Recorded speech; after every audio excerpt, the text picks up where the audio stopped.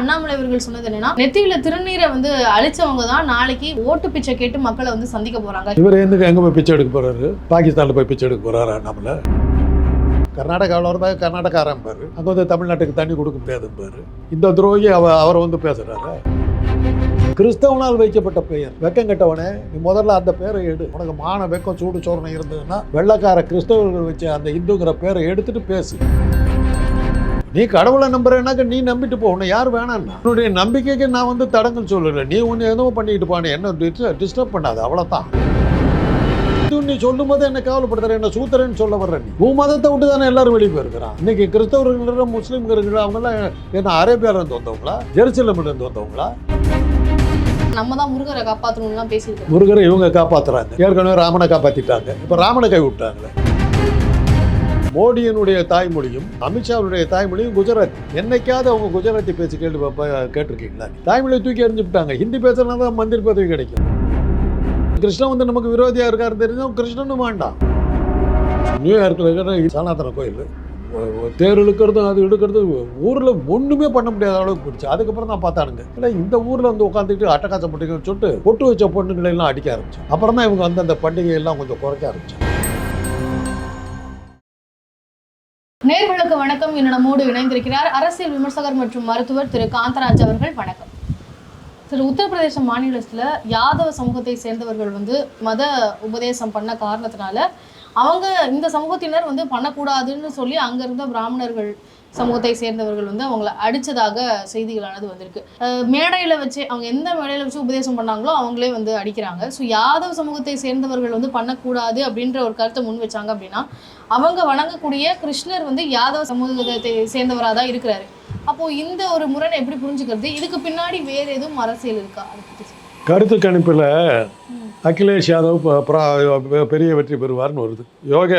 அந்த யோகி ஆதித்யநாத் அந்த சாமியார் சுற்றுறாரு ஒரு ஆள் படுதோல்வி அடைவார்னு வருது. இதெல்லாம் வந்து அந்த கருத்து கணிப்பெல்லாம் நான் ஏற்றுக்கிறது இல்லை. ஏன்னா தேர்தல் நேர்மையாக நடந்தால் தான் அந்த கருத்து கணிப்பெல்லாம் உண்மையாகும். அதனால் 3வது இடத்துக்கு போகுது யோகி ஆதித்யநாத் குரூப். அதனால் இவங்க வந்து அதை யாதவர்களும் குறி வச்சு தாக்குறதுக்கு காரணம் யாதவர்கள் வரக்கூடாதுங்கிறதுக்காக தான், வேற என்ன? அதுதான் ரீசன். எலெக்ஷனுக்காக கிருஷ்ணனே கை விடுறாங்க. அவங்களுக்கு அதே தான் வேலை. தேவையில்லைன்னு ஒரு கேள்வி இன்னைக்கு வரல யாரும் பதில் சொல்லலை. ஏன் மோடியினுடைய தாய்மொழியும் அமித்ஷாவுடைய தாய்மொழியும் குஜராத்தி. என்னைக்காவது அவங்க குஜராத்தி பேசி கேட்டிருக்கீங்களா? நீங்கள் பிரயோஜனம் இல்லை. தாய்மொழியை தூக்கி எறிஞ்சுட்டாங்க. ஹிந்தி பேசுறதுனால தான் மந்திரி பதவி கிடைக்கும். ஹிந்தி பொண்டாட்டி இருந்தாக்க பதவி கிடையாது, பொண்டாட்டி தூக்கி எறிஞ்சிருவாங்க. அந்த மாதிரி ஆட்கள். கிருஷ்ணன் வந்து நமக்கு விரோதியாக இருக்காரு தெரிஞ்சும் கிருஷ்ணனும் வேண்டாம், அவ்வளோதான். Okay sir. இப்போ முருகர் மாநாடு வந்து மதுரையில் நடத்தினாங்க. ஆனால் முருகரை வந்து வட இந்தியாவில் வந்து வணங்குறாங்களான்னு கேட்டால் இல்லை. அப்போது இங்கே வந்து அந்த முருகர் மாநாட்டில் பங்கேற்ற பாஜகவினுடைய தலைவர்கள் இல்லை இந்து முன்னணியிலேருந்து உள்ளவர்கள் வந்து வட இந்தியாவில் முருகரை கொண்டு போய் சேர்ப்பார்களா அப்படின்ற ஒரு கேள்வி இருக்குது. அங்கே முருகரை வந்து வணங்கினவங்களை வந்து 1986களில் அந்த காலகட்டத்தில் வந்து முருகர் படம் வச்சுருக்கவங்கலாம் தமிழர்கள்னு சொல்லி அடித்ததாக சில செய்திகள் வந்து பார்க்க முடியுது. இது டெல்லியில் அந்த தாக்குதல் நடந்ததாக சொல்லுவாங்க. அங்கே முருகன் கோயில் இருக்குது.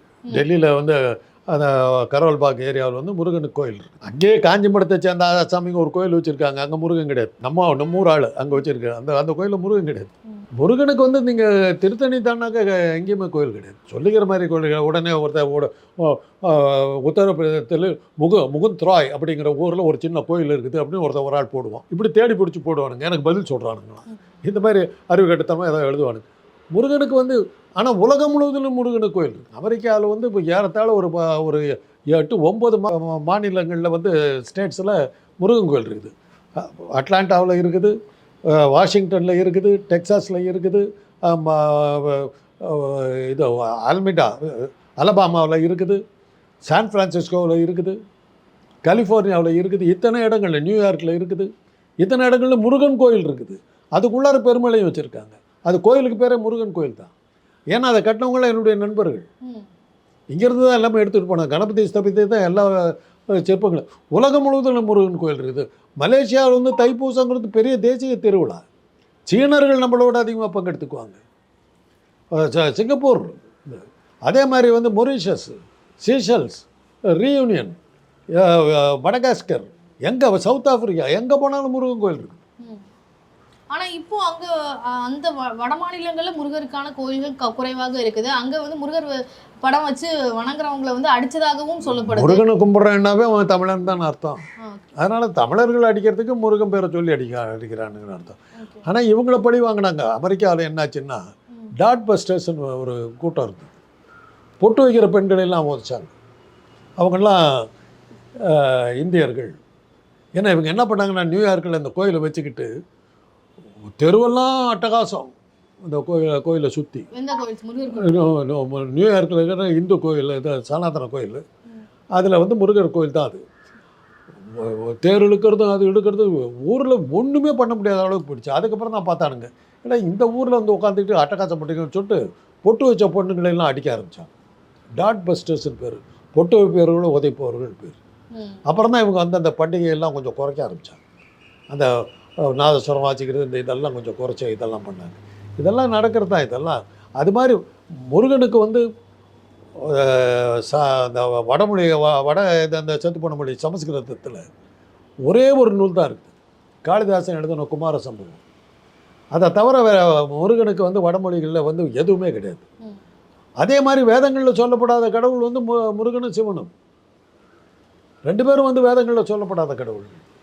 ஓகே சார், இப்போ திருமாவளவன் அவர்கள் சமீபத்தில் பேசும் பொருளாக அரசியல் களத்தில் இருக்கிறாரு. அதுக்கு காரணம் வந்து என்னவா இருக்கும் அப்படின்ற ஒரு கேள்வி இருக்குது. ஏன்னா இப்போ திருமாவளவன் அவர்கள் வந்து முருகர் மாநாடு நடத்தினதில் மறைமுகமாக இவரை தாக்குறாங்களோ அப்படின்ற கேள்வி இருக்குது. ஏன்னா அண்ணாமலை அவர்கள் சொன்னது என்னென்னா, நெத்தியில் திருநீரை வந்து அழிச்சவங்க தான் நாளைக்கு ஓட்டு பிச்சை கேட்டு மக்களை வந்து சந்திக்க போகிறாங்க, ஹிந்துக்களை வந்து ஓட்டு பிச்சைக்காக வருவாங்க அப்படின்ற மாதிரி சொன்னார்.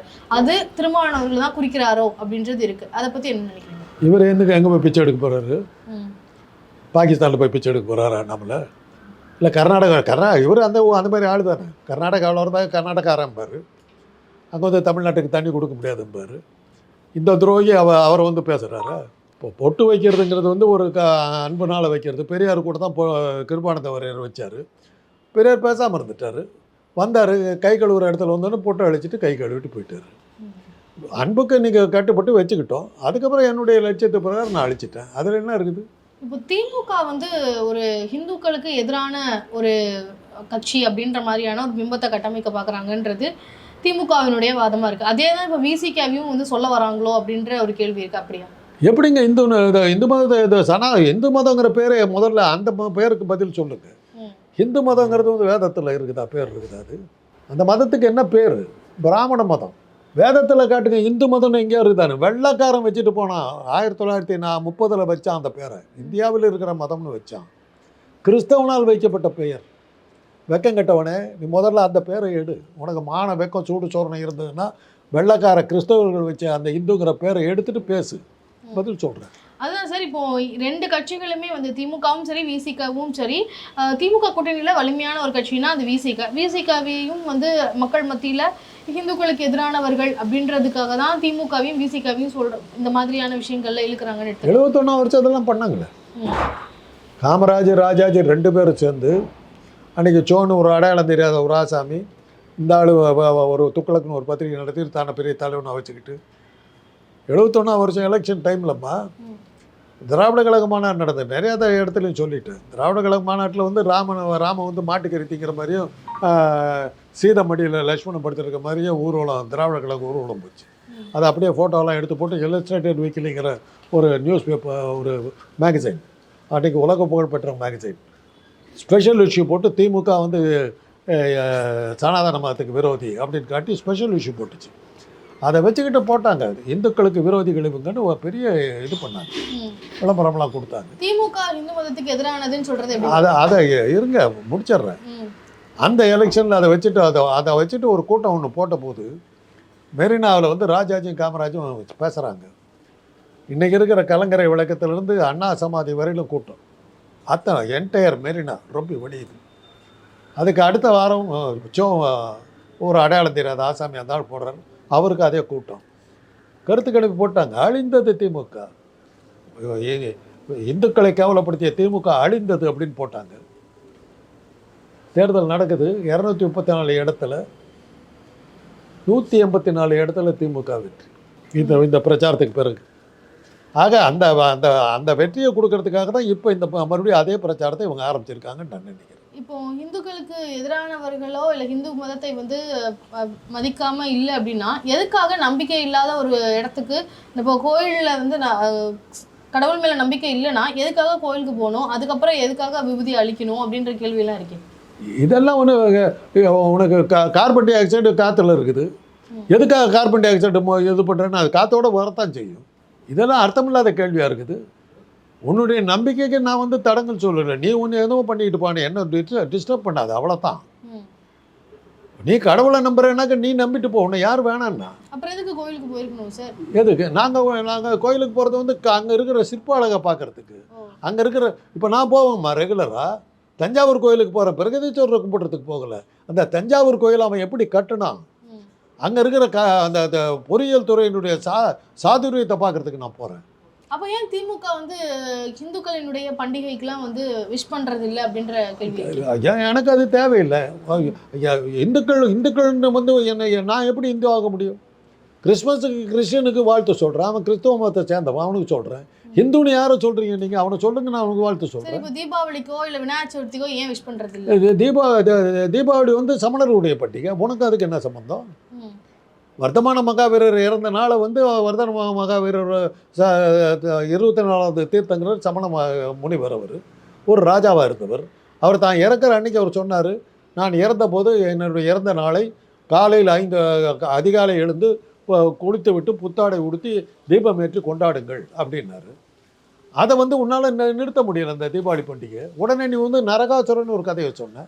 அந்த நரகாசுரன் கேட்டுக்கிட்டானா, என்னை வந்து அவன் வந்து வர வாங்கியிருந்தானான், என்னுடைய மரணம் வந்து என்னுடைய அம்மாவின் கையால் தான் நடக்க வேண்டும்னு. அதனால் சத்தியபாமா வந்து தான் அவனை கொல்றான் நரகாசுரன். உடனே அவன் சொல்கிறான், அம்மா நீ என்னை கொண்டு இருக்க, என்னுடைய நாளை வந்து நீ கொண்டாடணும்னு சொல்லி தீபாவளியாக கொண்டாடினாங்க. சரி, ஒரு கேள்வி.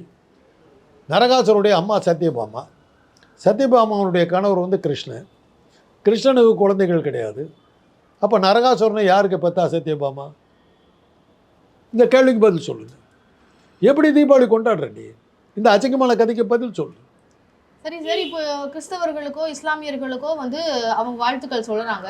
உங்களுக்கு நம்பிக்கை இல்லைனாலுமே அவங்களுடைய நம்பிக்கையை மதிச்சு தானே வாழ்த்துக்கள் சொல்கிறாங்க. அவங்க என்ன கேவலப்படுத்தலைங்கம்மா, அவங்க என்ன கேவலப்படுத்தலை. இந்துக்கள் இப்போ தீபாவளி கொண்டாடுறவங்க கேவலப்படுத்துறாங்க. இந்துங்கிறவங்க வந்து என்ன கேவலம், இந்துன்னு நீ சொல்லும் போது என்ன கேவலப்படுத்துற, என்ன சூத்திரன்னு சொல்ல வர்ற நீ? உன் மதத்தை விட்டு தானே எல்லாரும் வெளியே போயிருக்கிறான். இன்னைக்கு கிறிஸ்தவர்கள் முஸ்லீம்கள் அவங்கெல்லாம் என்ன அரேபியாவிலேருந்து வந்தவங்களா, ஜெருசலேமிலேருந்து வந்தவங்களா? இந்த ஊருக்கு சேர்ந்தவங்க தானே. இப்போ அரேபிய நாட்டில இருந்து வந்த மதத்தை வந்து ஈஸியா விமர்சிக்க முடியாது, ஆனா இங்கே இருக்கக்கூடியவர்கள் இந்துக்களை வந்து ஈஸியா விமர்சிக்க முடியுது. முருகரை வந்து ஈஸியா கேலி செய்யறாங்க அப்படின்னு சொல்லி பவன் கல்யாண் அவர்கள், அண்ணாமலை அவர்கள்லாம் ரொம்ப வருத்தமா முருகர் மாநாட்டில் வந்து பேசியிருக்கிறாங்க. முருகரை, நம்மளை காப்பாற்றுற முருகரை நம்ம கேலி செய்ய விடலாமா, நம்ம தான் முருகரை காப்பாற்றணும்லாம் பேசியிருக்காங்க. முருகரை இவங்க காப்பாற்றுறாங்க. ஏற்கனவே ராமனை காப்பாற்றிட்டாங்க, இப்போ ராமனை கை விட்டாங்களே. இப்போ ராமனுக்கு என்ன பதில் சொல்றதா இருக்காங்க? அவரை கைவிடல சார். ஏமா ராமருக்கு விழா எடுக்க வேண்டியது? முதல்ல ராமனுக்கு விழா எடுக்கணும் இல்லை? நீங்கள் கோயில் கட்டினது அங்கே என்ன பண்ணீங்க? பாபரி மசூதியை இடிச்சு என்ன பண்ணீங்க? ராமனுக்கு தானே கோயில் கட்டினீங்க. அந்த கோயிலை இங்கே கட்ட வேண்டியது தானே. அந்த ராமரை எடுத்துகிட்டு போக வில்யாத்திரை நடத்த வேண்டியது தானே. ராமாயணம் படின்னு சொல்ல வேண்டியது தானே. நீங்களும் சேர்ந்து ராமனை கை விட்டீங்களா? என்ன கொடுமை பாருங்க. பொண்டாட்டி கை விட்டுட்டா, புள்ள கை விட்டுட்டா, லவனும் குசனும் அடி தாங்காமல் சரையு நதியில் விழுந்து தற்கொலை பண்ணிட்டு சாவனா ராமன். அதானே கதை. இது இப்போ கூட வரப்போகுது, சன் டிவியில் பார்த்தீங்கன்னா தெரியும். ஓகே சார், இன்றைய அரசியல் சூழல் குறித்து பல விஷயங்களை என்கிட்ட பகிர்ந்துக்கிட்டீங்க. மிக்க நன்றி.